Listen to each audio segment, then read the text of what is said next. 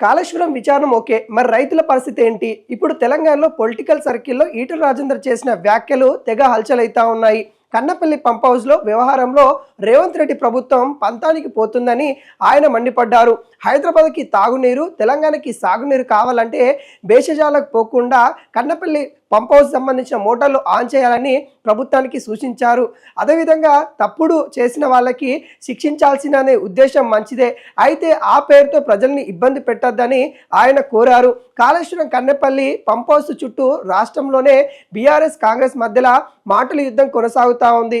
గోదావరిలో వచ్చిన నీటిని పంపు చేయకుండా రాష్ట్ర ప్రభుత్వం వృధాగా సముద్రంకి వెళ్లేలా చేస్తుందని గులాబీ పార్టీ ఆరోపణ చేస్తుంది. కన్నెపల్లి పంప్ హౌస్ వద్ద మోటార్లు ఆన్ చేసి ఆ నీటిని రిజర్వాయర్లో నింపితే రానున్న రోజుల్లో కనీసం తాగునీటికి ఉపయోగపడుతుందని బీఆర్ఎస్ పార్టీ చెప్తుంది.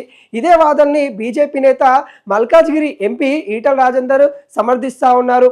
కాళేశ్వరం ప్రాజెక్టులో తప్పులు జరిగితే విచారణ జరిపించండి, దోషులను జైల్లో పెట్టండి, కానీ ఆ పేరుతో రైతులను శిక్షించే హక్కు ముఖ్యమంత్రి రేవంత్ రెడ్డికి లేదని ఎంపీ అన్నారు. కాళేశ్వరం ప్రాజెక్టులో భాగంగా ఉన్న కన్నెపల్లి పంప్ హౌస్ విషయంలో కాంగ్రెస్ బీఆర్ఎస్ పార్టీ మధ్య మాటల యుద్ధం నడుపుతున్న వేళ ఈ పంప్ హౌస్ ఉపయోగంపై BJP MP Etela Rajender comments రాజకీయంగా చర్చకు వస్తూ ఉన్నాయి.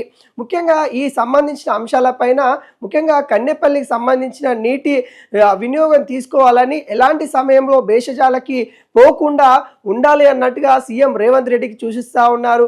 వీటిపైన విమర్శలు ప్రతి విమర్శలు కూడా కాదని, నీళ్లు కావాలనుకున్న వారు గత ప్రభుత్వం కట్టిన ప్రాజెక్టుకు దానిని ఆపరేట్ చేయొద్దని అనుకోవడం సరికాదన్నారు. కాళేశ్వరం ప్రాజెక్టులో అవకతవకలు జరిగాయనే ఆరోపణలపై విచారణ జరపాలని ఆయన కోరారు. కానీ ఆ పేరుతో ప్రజల్ని శిక్షించే అధికారం రేవంత్ రెడ్డికి లేదని సోమవారం నాడు బీజేపీ రాష్ట్ర కార్యాలయంలో ఈటెల రాజేందర్ సందర్భంగా అనేక వ్యాఖ్యలు చేయడం అయితే జరిగింది. ముఖ్యంగా ఆయన ఈ వ్యాఖ్యలు చేశారు. ఒకవైపు వర్షాలు లేక రైతులు విత్తనాలు వేయలేక విలవిలలాడుతుంటే, మరొక వైపు గోదావరి నీరు సముద్రంలో కలుస్తుందని ఆవేదన వ్యక్తం చేశారు. ప్రభుత్వం పంతాలకు పోకుండా పంపింగ్ మొదలు పెట్టాలని డిమాండ్ చేశారు. కాళేశ్వరంపై కమిషన్లు రూపంలో చర్చలు జరుగుతున్నాయని ఆయన గుర్తు చేశారు.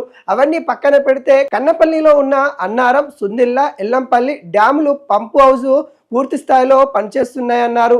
కన్నపల్లిలో పంప్ హౌస్లు 50,000 క్యూసెక్ల నీళ్లు వచ్చినా పంప్ హౌస్ లోపలికి నీళ్లు వస్తాయని, వాటిని పంపు చేయవచ్చు అన్నారు. ఇప్పుడు 1,00,000 క్యూసెక్ల నీళ్లు సముద్రంలో కలుస్తున్నాయని వార్తలు వస్తున్నాయి. మరో పక్కన ఎలినో ప్రభావం రానున్న రోజుల్లో ఇబ్బందులు వచ్చే అవకాశం ఉందన్నారు. ఆయన గుర్తు చేశారు. ఇలాంటి పరిస్థితులలో ఎవరిది తప్పు, ఎవరిది దుర్మార్గులు అని చర్చలు పెట్టకుండా కోట్ల రూపాయలతో ప్రాజెక్టులు ఉపయోగించుకోవాలని అన్నారు.